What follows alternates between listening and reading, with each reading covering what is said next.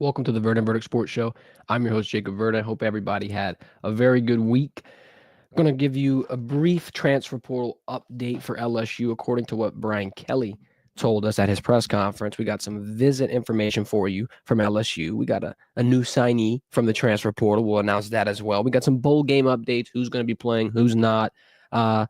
Maybe a little bit of a glimpse into Bill Belichick's contract. And, of course, we're going to do our top picks for this week. However, there's only 2 games. We normally do top 3. There's obviously not 3 games to pick from. Let me go ahead and put this stream out on Facebook real quick. Of course, we're live on YouTube and on Facebook now, courtesy of our guys at StreamYard. Hit that thumbs up, hit that subscribe button, and comment below to get active, get engaged, get involved with the show.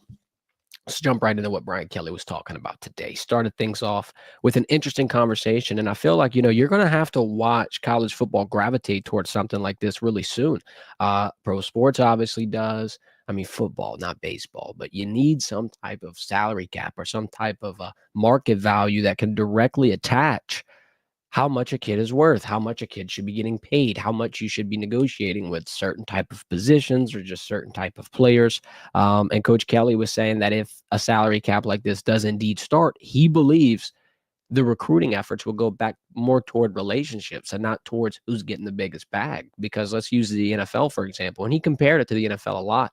Um, you know, a player knows how much their position is valued based off of the market and just, obviously the highest paid people in that regard. But you're not going to see the number one recruit in college. Let's say he's a D tackle, right? In the NFL, you're not going to see him go get a $50 million check. But in college, with the relative value that you've been seeing, people are just throwing checks around, and it obviously changed a big dynamic. But like we were saying, Coach Kelly's thinking if that dynamic slowly goes back to getting the kids in an environment that's going to better themselves, getting the kids in an environment where people are actually caring about them, trying to get them to reach their potential rather than just cutting them a big check to get them some money up front in the beginning. Also, he kind of talked about just reflecting on the transfer portal and the departures that LSU has seen and kind of just talking about the overall vibe in the locker room, because there's been a growing narrative that some people, or maybe not necessarily not wanting to play at LSU, but there's just a growing worry on the culture and just the overall direction of the program. Well, BK was talking about it and said, as of right now, everybody that's in that locker room is 100% committed. Everybody is on that same path. Everybody has that same mindset and same focus. And a lot of fans have been preaching towards finding the dogs, right? Dog mentality. Let's get people back in the locker room that are LSU through and through. People that want to play here, don't necessarily want to just get paid. They want to be in the best situation. And he's trying to reassure everybody, saying that the people that left were the people that did not fit that. The people that left were not all LSU. I'm not saying they were, selfish or this or that. That's not what he's meaning. What he's meaning is the group you've got together is the group that you need, the heart and soul, the real, oomph and culture in this locker room. And I'm going to have to agree, quite frankly. I feel like, the transfer portal at times, it's scary. At times you lose pieces and you're really confused on why it didn't pan out. How are you going to replace them? Where are you going to go to facilitate this? And if it's even going to work out all in all. But I think, the direction LSU's heading in, there's bumps, there's roadblocks. Everybody wants to be a national champion. But let me tell you something. It's just not simply that easy. And you're entering a new era in college football where anybody can compete. Anybody can grab anybody at this point if you've got a check that's big enough. So I think that's something that's definitely going to have to not only be monitored, but eventually tweaked a little bit. Let's talk about the tight ends, right? It was one of the more interesting talking points in that press conference. There was a funny little moment where BK kind of stops and looks to the side like, hey, am I allowed to say this? Am I allowed to announce that Bayer Sharp signs with LSU, the tight end from Oklahoma? And he announced it, and he's kind of just going with the whole, we lost Mason Taylor. Our guy Kamorian Pimpton entered the transfer portal, but we're going to be able to figure something out. We've already kind of turned over a new leaf and got pieces already signed as of this week. SEC caliber pieces as well, mind you. Now, obviously, they still have some other visits on the way, and we'll get to that in a little bit. 2 more things I want to talk about with Coach Kelly. The first thing is he's putting his money where his mouth is. A lot of people were wondering, NIL's in trouble at LSU. How about the coach put some in? Everybody's talking about how much BK's making, and he should be a big part in this as well. Well, guess what? He's shutting up all the haters because he's doing a $1 million match program. He and his wife will match donations to LSU football up to $1 million.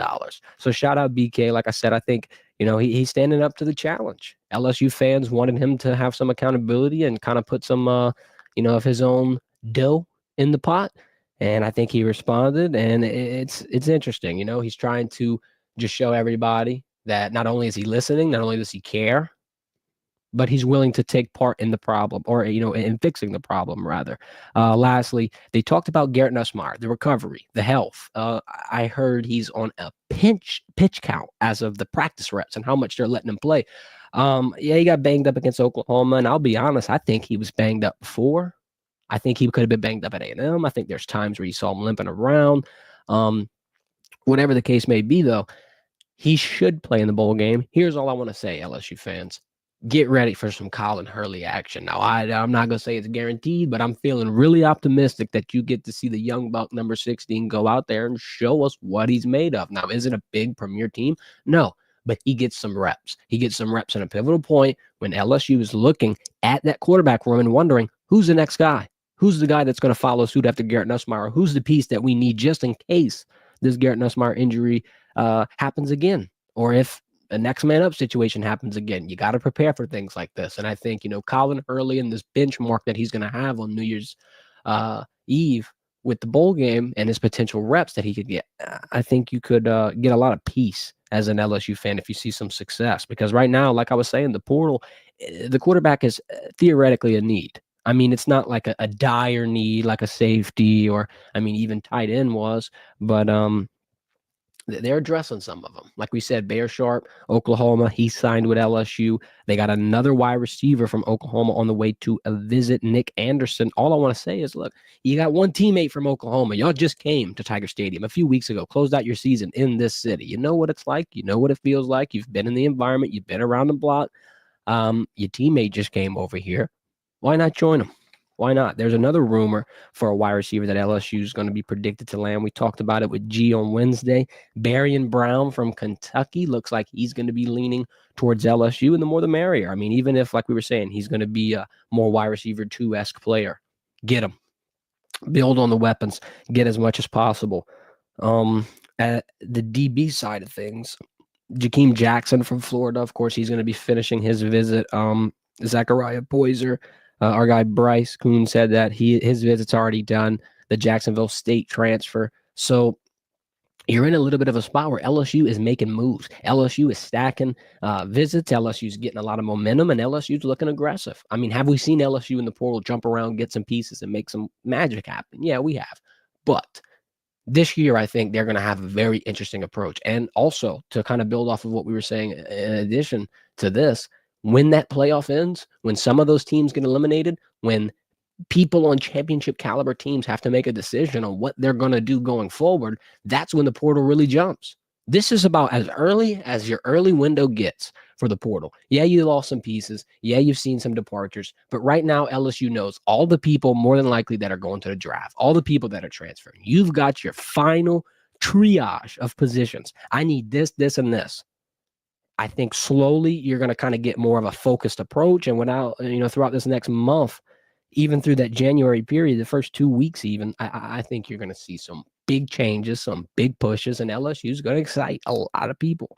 Obviously, you got another D end on the way. Will Help from Purdue. The Mizzou D end, Williams and Warani.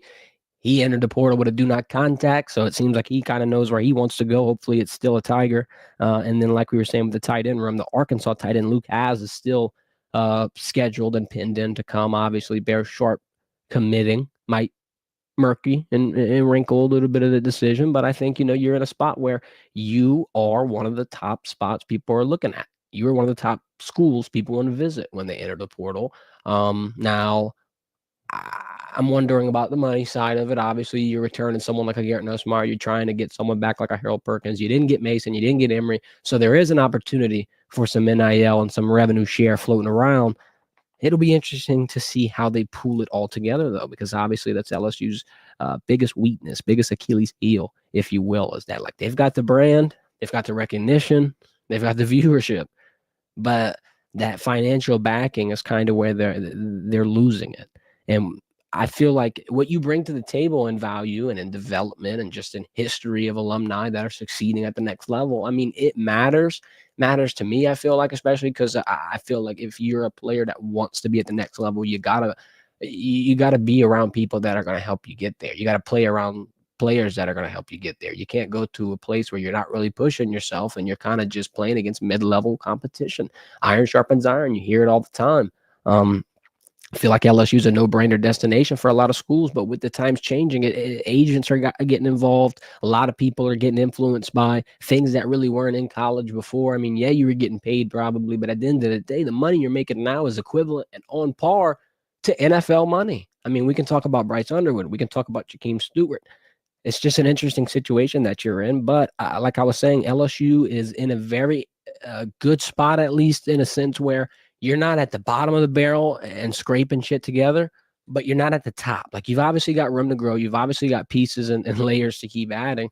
But I think with the $1 million match that Coach Kelly's putting on, with all the noise that the fans and the alumni are making, you might be able to pool and inspire enough people. There's a lot of diehard LSU fans. There's a lot of people all over the country who will simply see you wearing the 3-letter purple and gold brand and shout out a Go Tigers to you. That type of faithful loyalty and just love for a program, I think if you use it the right way and you get people to kind of just be an army behind it, they're going to be able to make it work. Now, obviously, like Coach Kelly was saying, there's going to be a lot of other things that have to happen. There's going to have to be restrictions on how much money people are offering. There's going to have to be like an average on what these positions are getting. You're going to have to start getting more concrete, because like right now, the willy-nilly blank checks, whoever's offering the most gets it. It's going to work for a little bit until these problems start to happen, until more people get disgruntled, and until college football inevitably gets a little wacky, a little out of hand. I don't know how soon it's going to happen, and I don't know how you trial and error, what you change and what you don't, because everything's going to have a major implication on this sport and, really how things are played going forward. Let's talk about Emory Jones real quick. I know we kind of hit on it a little bit, talking about that NIL and just how some people made decisions and inevitably are going to better their career, but in turn free up some money for LSU to be able to add some pieces. Now, let me say that I've been talking about transfer portal needs. I've been talking about things I need LSU to do. Something that's kind of peeked out to me is the fact that obviously you're going to have one of your weakest spots on the O-line being tackle. You lose both of them. You've had surefire pieces at that spot since their freshman year. For 3 years, you have not had to worry about who your tackle is going to be. Obviously, if there's an injury, you're going to have to worry about it. But for the most part, Emory and Will have been lights out playing every single game. And now, obviously, Emory joins Will going to the NFL, and shout out to them because they deserve it. They came in a situation as freshmen. A lot of people doubted them, and they succeeded. They balled, and they're probably going to realize their dream of both being first-round picks in the same draft. It's incredible. Obviously, Emory and Will are going to opt out. Mason Taylor opted out as well. I'm expecting Greg Penn, maybe even Kyron Lacy to opt out. I'm not too sure on those last two. They've got to make their own decisions. Greg was kind of talking about an injury and just playing hurt. And I mean, look, if you're in that spot, I don't see the worth and the risk, if that makes sense. I don't see the value in pushing yourself through an injury for one more bowl game. Maybe if it was a bigger one, but I would understand that decision. And real quick, before we even, get too far in this, what's the next step for O-line at LSU? What's going to happen? You lose two of your biggest, most foundational pieces. Hell, one of them were number 7. What are you going to do to build? You got Paul Mubanga, you got Tyree Adams, DJ Chester, Bo Bordelon, Cohen Eccles. Something interested me, though. Brian Kelly said Miles Frazier won't opt out, and since he's got all that versatility, they're going to put him at tackle. So now I think, despite Paul and Tyree being great guards, I don't think that they're going to be reliable enough at that tackle spot where you're not going to be entering a portal. I love Tyree. I love Paul. I think they're better inside. I think that's where they're going to stay. I think that's obviously, their best spot. They've been getting a lot of experience there throughout this season, and it wouldn't really make sense to move them. But now if you're in a situation where you're moving someone like Miles, tackle's obviously a little bit of a worry. So let's go into the portal, try to address that. I'm not even going to say address center because I do have faith in DJ Chester. I know it was a rough year. It was your first year. We're giving Nussmeier the same benefit of the doubt. He had a great season. Nuss did not have a rough year, but he's still going to learn. He's still going to grow. And I think, you can say that same exact tutelage for DJ Chester. You got somebody behind him and Cohen Eccles. I think that'll be an interesting development. But like I said, the future for O-line at LSU, you got to strengthen that tackle spot. Brad Davis knows what he's doing. He knows how to develop. He knows how to recruit. So I'm not worried. It's your number one focus, though. Our guy Antron in the chat saying, what key things are you looking for in our bowl game as far as our wide receiver and our running game group? For the running game, I mean, I feel like you're not going to get to see too much. Obviously, Caden Durham's going to show some things. I'd expect a Josh Williams to opt out. Who knows at this point?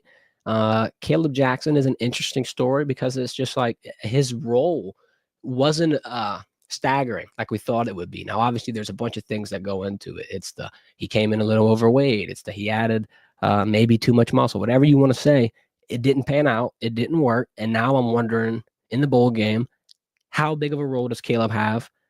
Does he enter the transfer portal right after the game is over, like within that week? I'm interested in that in the running game. I feel like it's going to mainly be a Caden Durham show. It's going to be a little bit tough to get it going because you got that transition from 3 to 4 linemen moving around. And in that wide receiver room, it's interesting, right? Because like I said, I think Kyron Lacey will opt out. I'm not sure. I think it could help his draft stock, but at the same time, why risk getting injured?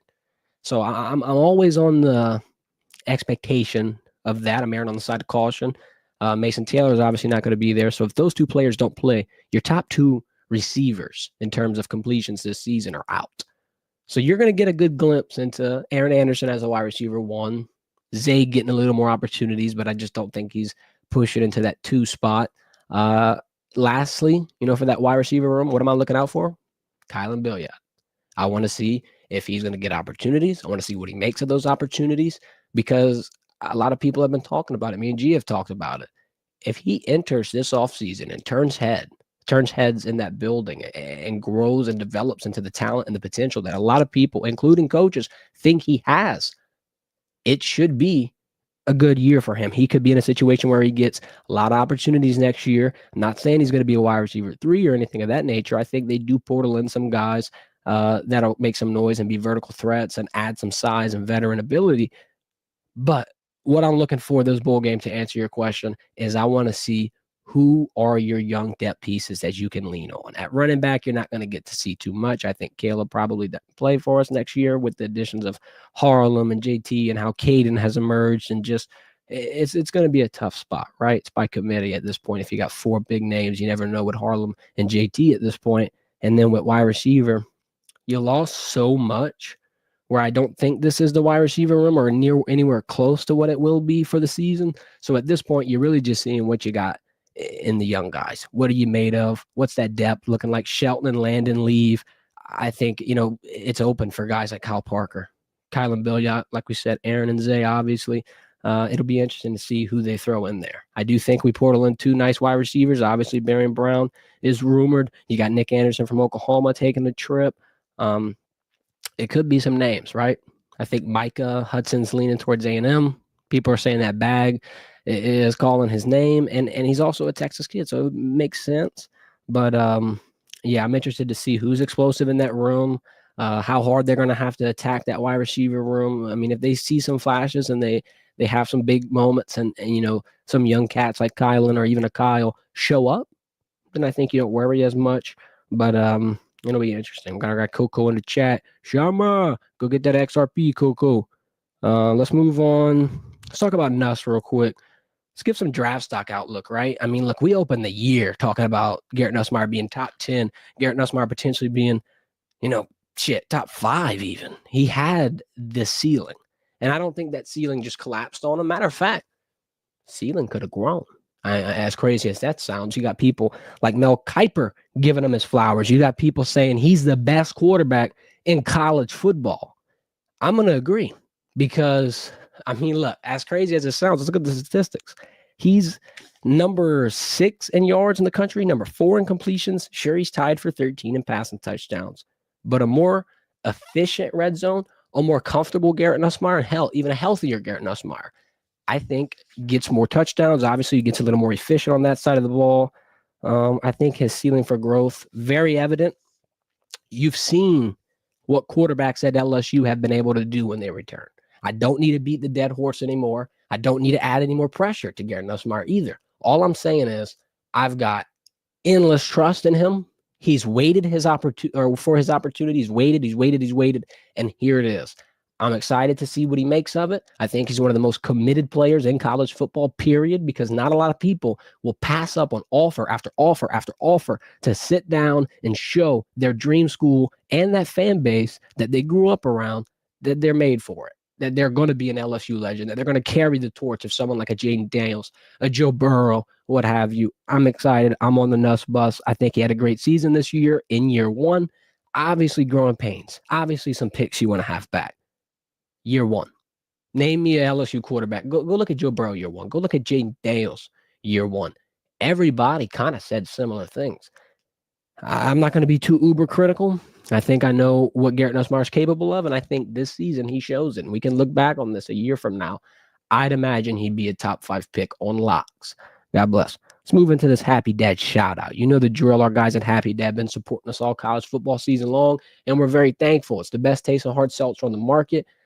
Low in sugar, gluten-free, no artificial flavors, and you know where to get it. Rouse's, Walmart, Albertsons, or if you want to shop online, we got a link in the description for you.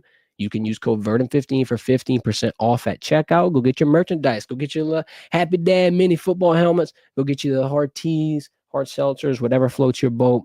Tell them we sent you. Go support the guys for supporting us. Let's move into these top picks of the week. We normally do 3. I only got 2. We got 2 games tomorrow. Army versus Navy, and South Alabama versus Western Michigan. Now, let me make this short, sweet, and to the point for everybody, because this is not going to be one of those top 3 segments where I'm iffy and I'm going back and forth. I know exactly who I want. For Army and Navy, I got Army all the way. I believe they're right around minus 300. They're floating around an interesting spot, and I think that's a good enough piece of value, right? They're going to get you're going to have a good rivalry. It'll be a close game. It's one of those moments where both teams show up and perform because they care so much about it, and the emotions are running rampant. It's similar to an LSU, Alabama, Auburn, whatever you want to say. It's a big, tough game. What's a little tougher is that Army's won 3 of the last 4.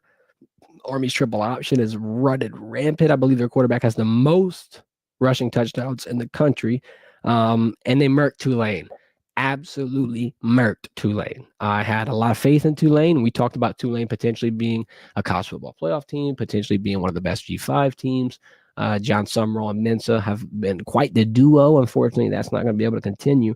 But albeit, Army has been very impressive, and I'm going to ride Army money line. Simply put, they're going to win 4 of their last 5. You heard it here first. South Alabama and Western Michigan. Now, everybody remembers South Alabama. They played some decent cop. They got LSU this year, obviously. We got that dub. ULL, they got a little piece in them in their conference. I think they're a little bit more battle-tested than Western Michigan. I think Western Michigan showed a little bit of greenness in their like barely edging past Eastern Michigan. I'm not saying Eastern Michigan is a crappy team, but what I'm saying is South Alabama, Major Applewhite, their receiver who's got about 1,200 yards, they're going to have some pieces to flex on you. And I don't know. They've traveled to Tiger Stadium. They've been on the road in tough environments. It's not meaning it's the end-all be-all. They've obviously lost to teams like North Texas, and South Alabama is about 500. So they're not juggernauts. But I think they're good enough to get this win. Give me South Alabama. I'd parlay that with Army money line. You're floating at right around minus 120. Might not be crazy. You might be printing money, though. Let's move on real quick. Belichick contract, and we'll get out of here. 5 years total, 3 years guaranteed. The Tar Heels gave Belichick $10 million a year. Here's where it gets interesting. I'll open the floor for discussion if you got any opinions on it. The buyout right now, as of this moment, $10 million. What's that buyout going to be on June 1st, you ask? $1 million. It goes 1/10. 10% of his buyout will be, liable if he would hypothetically want to go back to the NFL or want to take another college coaching job. But I think that's about as rare can be. Now, a lot of people can say, well, they're just buying themselves time. If Bill Belichick doesn't work out, they've got a safety valve. They've got a backup plan. They can give him $1 million check this summer and he's gone. It's interesting to me, though, that they've written that contract like that. I haven't seen many contracts written to where that buyout drops to 1/10 of what it was in your first, you're getting hired. I'd say right around, let's just pretend it's January. You got a 6-month window that you'll be an employee, and you've already gotten a nice adjustment to your contract where you'd be able to get out of it if need be. It's interesting. I mean, like I said, is it safety insurance for North Carolina because he's 72, because things haven't really panned out, or was it the only way they could get him to secure? Is he eyeing an NFL return? I thought that was interesting. I saw that on Twitter, and I mean, I didn't think Belichick would want to be in the NFL. I mean, you're at an older age. I think the style of the game is kind of going away towards what he was used to, but it'll be interesting. I mean, if he succeeds at North Carolina, nothing's impossible. That's all I'm going to say. Appreciate everybody for tuning into the stream today. We'll be live again Monday at 1 o'clock. Make sure to hit that thumbs up, hit that subscribe button, and follow us on social medias. We got our link in the description at Verdant Verdict. Thank you again. Y'all have a great weekend. This has been the Verdant Verdict. I'm your host, Jacob Verdant.